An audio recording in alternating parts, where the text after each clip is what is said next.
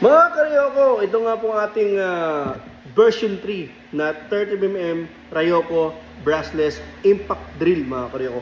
Copper winding pa mga Karyoko. Sound check tayo mga Karyoko, sound check ha.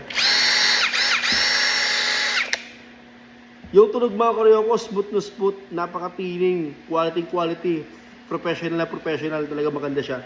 Baon na baon lahat ng mga pader, semento, bato, granite, tiles, buhos na semento, walang problema.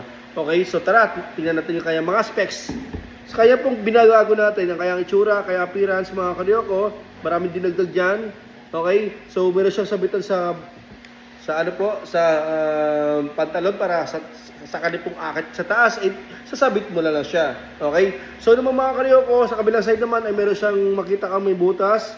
Dito nilalagay yung mga Phillips screw, basta screw mga Karyoko or mga drill bits malalaki, so dito nilalagay yan. Okay, basta as long as anong tools ilalagay mo, Allen wrench, basta kasi sa butas.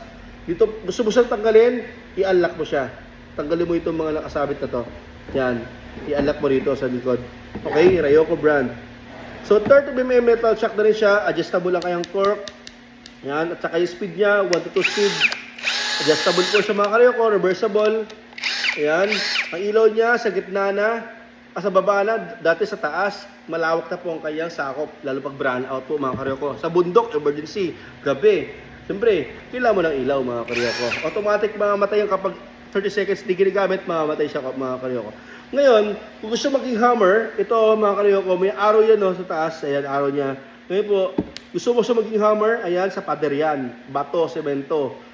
Diyan nilalagay yung kanyang function. Gusto mo siya sa mga wood metal, stainless steel, aluminum. So, kailangan mo siyang palitan ng function. Dito sa gitna naman siya. Drill function po siya mga Karyoko. Walang hammer.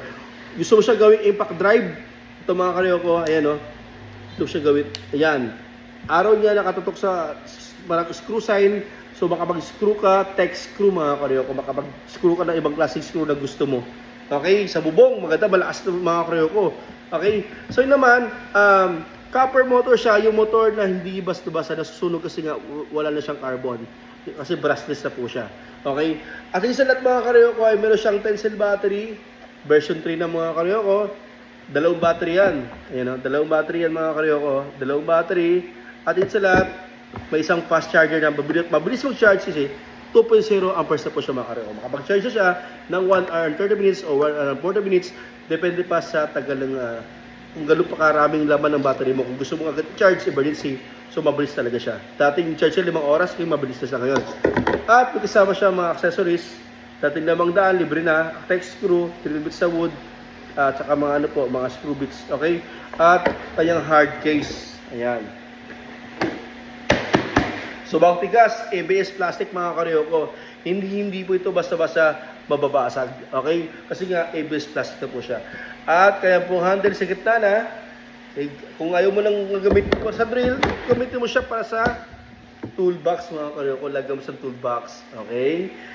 At saka agad sa lahat, yung kanyang rubberized, kanyang design, rubberized siya para sa grip.